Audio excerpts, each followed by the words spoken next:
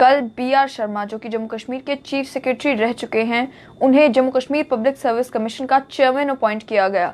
GAD का order आ गया, लेकिन कुछ ही घंटों के बाद उस ऑर्डर को विड्रॉ कर लिया गया और ये सामने आया कि क्योंकि प्रॉपर प्रोसीजर फॉलो नहीं किया गया था बी.आर. शर्मा की एज ए चेयरमैन अपॉइंटमेंट के लिए, और ये भी ध्यान में नहीं रखा गया था कि उन्हें रिसेंटली ही 2 साल की एक्सटेंशन मिली है as chairman staff selection commission.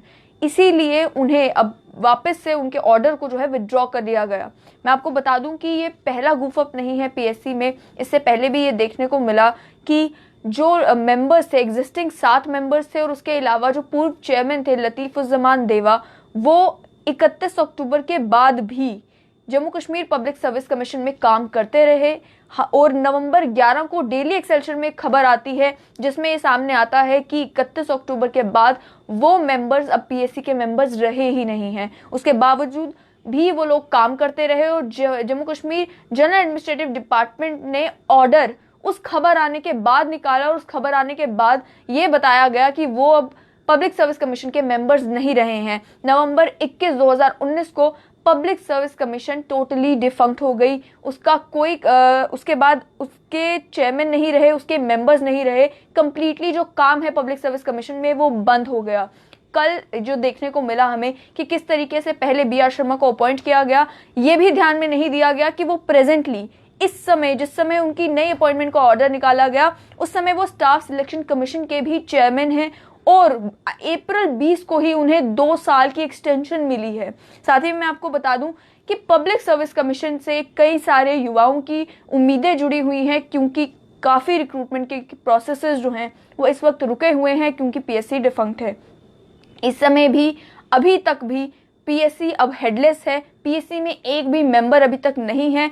कल के गुफअप के बाद आप फिर से जो जितने भी एस्पिरेंट्स है पीएससी के, वो ये सवाल पूछ रहे हैं कि आखिर पीएससी फंक्शनल कब की जाएगी। हालांकि जम्मू कश्मीर की गवर्नमेंट कोशिशें कर रही है, लेकिन उन कोशिशों में भी ये सामने आ रहा है कि सारी चीज़ों को ध्यान में नहीं रखा जा रहा, प्रॉपर प्रोसीजर फॉलो नहीं किया जा रहा। मैं आपको एग्जाम्पल देना चाहूंगी कि पहले भी श्री अमरनाथ श्राइन बोर्ड ने जिस तरह से कहा था कि अमरनाथ यात्रा को कैंसिल कर दिया गया है, उसके कुछ ही घंटों के बाद ये कह दिया गया कि नहीं, अभी ये डिसीजन फाइनल नहीं किया गया है, ये डिसीजन तब लिया जाएगा जब कोरोना वायरस की सिचुएशन को प्रॉपर्ली असेस किया जाएगा, उसके बाद इस पर विचार किया जाएगा कि क्या यात्रा कैंसिल होगी या नहीं होगी।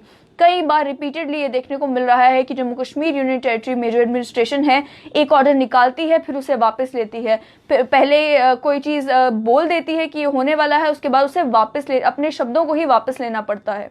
जहां तक बात है पब्लिक सर्विस कमीशन की, आखिर पब्लिक सर्विस कमीशन अक्टूबर 31, 2019 के बाद जब उसके मेंबर्स नहीं रहे, उसका चेयरमैन नहीं रहा, उसके बाद से मैं आपको बता दूं कि वो कौन से सारे काम हैं जो पब्लिक सर्विस कमीशन को करने थे, वो करने बहुत जरूरी थे, जो इस वक्त रुक चुके हैं। सबसे पहला काम मैं आपको बता दूं कि केएस मेंस का रिजल्ट आया था नवंबर 5, 2019 को। केएस 2018 के बैच के जिन्होंने एग्जाम्स दिए थे, उन केएस बैच के जो एस्पिरेंट्स हैं उनके इंटरव्यूज होना अभी बाकी हैं। लगभग 77 पोस्ट के लिए अभी इंटरव्यूज होना बाकी हैं। 6 महीने का वक्त गुजर चुका है, अब मई का महीना चल रहा है और वो अभी भी इंतजार कर रहे हैं कि कब पब्लिक सर्विस कमीशन जो है वो फंक्शनल होगी, तो उसके बाद उनके इंटरव्यूज कंडक्ट किए जाएंगे। उसके अलावा मैं आपको बता दूं कि सुपर स्पेशलिटी हॉस्पिटल जम्मू और उसके अलावा गवर्नमेंट मेडिकल कॉलेज जम्मू और श्रीनगर, दोनों में फैकल्टी के भी इंटरव्यूज होना बाकी हैं। इनके फैकल्टी की रिक्रूटमेंट अभी बाकी है। उसके अलावा आपको मालूम होगा कि जितने भी नए जीएमसी जो है फंक्शनल करने की कोशिश की जा रही है, वहां पर कंट्रैक्चुअल बेसिस पर एसआरओ 24 के तहत जो है कंट्रैक्चुअल बेसिस पर अलग अलग लोगों को लगाया गया। उसके बाद ये देखने को मिला कि कुछ लोगों को जब निकाल दिया गया तो वो सड़कों पर भी उतर आए। अभी भी जब तक पीएससी फंक्शनल नहीं होती तब तक उस स्टाफ की कमी को पूरा करने के लिए अलग अलग एसआरओ, चाहे वो एसआरओ 24 हो, अलग अलग एसआरओ के तहत कॉन्ट्रैक्चुअल बेसिस पर जो है लोगों को लगाया जा रहा है। और उसके बाद ये सरकार के लिए एक मुसीबत बन जाएंगे जिस समय एक्चुअल रिक्रूटमेंट होती है और ये लोग दोबारा से सड़कों पर उतर आएंगे कहते हुए कि हमें कम से कम 1 साल का पीरियड खत्म करने देना था, हमारी जो अपॉइंटमेंट है कॉन्ट्रैक्चुअल बेसिस पे भी हमें 6 साल तक के लिए एक्सटेंशन जो है वो पॉसिबल है हमारे लिए, उसके बावजूद भी हमें जल्दी क्यों निकाल दिया गया। तो इस समय जो प्रायोरिटी थी वो ये नहीं थी कि कंट्रैक्चुअल बेसिस पर जितने हो सके उन लोगों को लगाया जाए ताकि इन वैकेंसीज को पूरा किया जा सके। सबसे पहली प्रायोरिटी थी कि पीएससी को दोबारा से फंक्शनल किया जाए ताकि जो प्रॉपर रिक्रूटमेंट का प्रोसेस है वो जम्मू कश्मीर में शुरू हो सके। उसके अलावा मैं आपको बता दूं कि अभी भी सुपर स्पेशलिटी हॉस्पिटल की बात करूं, जीएमसी की बात करूं, और भी जितने हॉस्पिटल्स हैं वहां पर कई जगहों पर रिजल्ट्स जो हैं वो अभी अनाउंस नहीं हुए। एग्जाम्स कंडक्ट हुए हैं, रिजल्ट्स अनाउंस नहीं हुए हैं। रिजल्ट्स अभी तक पड़े हुए हैं लेकिन उन्हें अनाउंस नहीं किया जा सकता क्योंकि पीएससी में इस वक्त ना ही कोई मेंबर है ना ही पीएससी के चेयरमैन है। साथ ही मैं आपको बता दूं कि डीपीसीज यानी डिपार्टमेंटल प्रमोशन कमेटीज, वो भी डीपीसीज भी अभी पेंडिंग है। उसके अलावा डिपार्टमेंटल एग्जाम्स काफ़ी हैं जिनके रिजल्ट्स इस वक्त पेंडिंग है। सैक 1 और सैक 2 के जो एग्जाम्स है वो भी इस वक्त पेंडिंग है। आईएएस प्रोबेशनर्स के एग्जाम जो हैं वो भी इस वक्त पेंडिंग है। उसके अलावा पीएचई इरिगेशन फ्लड कंट्रोल ने 40 से 50 तक की पोस्ट एईस की रेफर की थी पीएससी को, जो भी इस वक्त समय पेंडिंग है क्योंकि पीएससी कंप्लीटली डिसफंक्शनल है। उनकी भी नोटिफिकेशन तक जो है पीएससी इशू नहीं कर सकता क्योंकि नोटिफिकेशन इशू करने के लिए भी प्रॉपर प्रोसीजर फॉलो करना होता है और अभी पीएससी कंप्लीटली हेडलेस है और एक भी मेंबर पीएससी में नहीं है। इस समय आखिर पीएससी में है कौन वो भी मैं आप तक पहुंचा दूं। सेक्रेटरी पीएससी राजेश शर्मा है इस वक्त। सीओई जो है कंट्रोलर ऑफ एग्जामिनेशन वो डॉक्टर शबीर हुसैन कीन है। और अब जो है एक और बड़ा फैसला पीएससी को Jammu Kashmir public service commission को लेकर जो लिया जा रहा है, जो खबर हमारे तक पहुंच रही है, मैं आपको बता दूं कि रूल्स में बदलाव लाया जा रहा है। पीएससी ने ये रिकमेंड किया है कि पीएससी का जो सेक्रेटरी होगा उस पोजीशन पर अब एडमिनिस्ट्रेटिव सेक्रेटरी लेवल का ऑफिसर बैठेगा।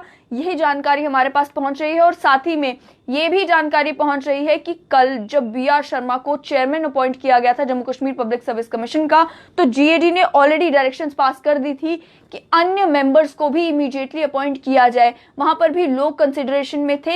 ये कहा जा रहा था कि 4 मेंबर्स को इमीडिएटली अपॉइंट किया जाएगा और बाकी 4 मेंबर्स को over the period of time जो है अपॉइंट किया जाएगा Jammu Kashmir public service commission में, ताकि Jammu Kashmir public service commission properly functional हो सके और उसमें काम दोबारा से शुरू हो सके, ताकि जितने भी एग्जाम्स अभी तक पेंडिंग है, इंटरव्यू के प्रोसेसेस पेंडिंग है, रिक्रूटमेंट प्रोसेसेस पेंडिंग है, चाहे वो डिफरेंट हॉस्पिटल्स के हों या अलग अलग डिपार्टमेंट्स के हों, उधर जितनी भी वैकेंसी है, जितनी भी शॉर्टेज है, उन्हें फिल करने का काम शुरू हो सके।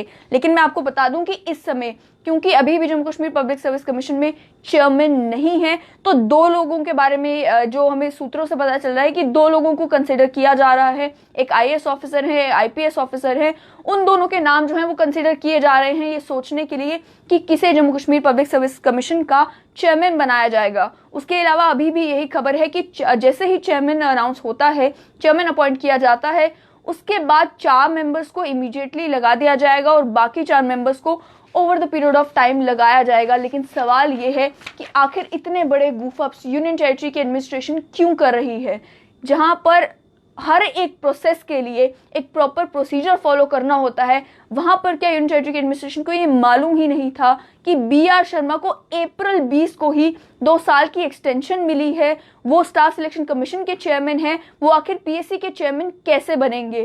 क्या वो आखिर पीएससी के चेयरमैन कैसे बनेंगे? उसके अलावा अक्टूबर 31 के बाद से जब पीएससी डिसफंक्शनल हो गई, क्या इतना समय लेना जायज है कि 6 महीने का वक्त लिया गया? 6 महीने, जिन 6 महीनों में सभी रिक्रूटमेंट के प्रोसेसेस रुक गए, जिन 6 महीनों में जो केएएस के एस्पिरेंट्स हैं, जिनके इंटरव्यूज पेंडिंग हैं, जिन्होंने ऑलरेडी काफी इंतजार किया है, कभी एक लिटिगेशन में फंसकर, कभी दूसरी लिटिगेशन में फंसकर, उनके जो इंटरव्यू के प्रोसेस हैं वो भी लटक गए। लगभग 6 महीने का समय जो है वो जम्मू कश्मीर के जितने भी युवा हैं जो चाहते थे कि उनकी रिक्रूटमेंट हो, उनका 6 महीने का जो समय बर्बाद किया है, क्या एडमिनिस्ट्रेशन की नजरों में ये नहीं था? इस समय भी कोशिश तो जम्मू कश्मीर की एडमिनिस्ट्रेशन ये कर रही है कि Jammu Kashmir public service commission को जल्द से जल्द फंक्शनल किया जाए। लेकिन अब देखना यह है कि आगे जब प्रॉपर अपॉइंटमेंट्स होती हैं, क्या उनमें गूफअप्स होंगे या वो जो अपॉइंटमेंट्स होंगी वो प्रॉपर तरीके से होंगी। जहां तक बात है Jammu Kashmir public service commission की, Jammu Kashmir public service commission की वर्किंग के ऊपर ऑलरेडी कई लोगों ने सवाल उठाए हैं। जब भी पीएससी का कोई रिजल्ट आता था वो अक्सर लिटिगेशन में फंस जाता था, और जब भी अपॉइंटमेंट्स होती थी तो नेपोटिज्म के ऊपर सवाल जरूर उठते थे। ये जरूर कहा जाता था कि यहाँ पर बैकडोर अपॉइंटमेंट्स हुई हैं।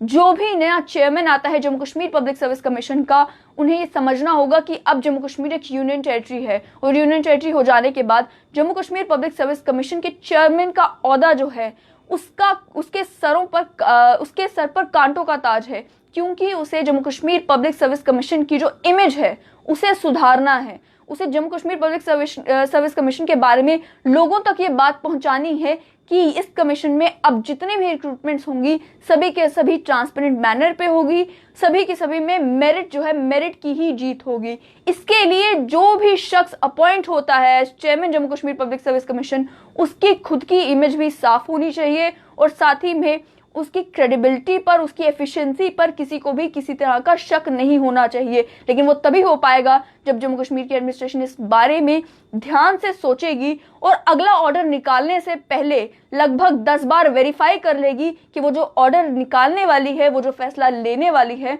वो फैसला बिल्कुल सही है। तो फिलहाल इस अपडेट से मुझे दीजिए इजाजत। आप देखते रहें स्ट्रेट लाइन न्यूज।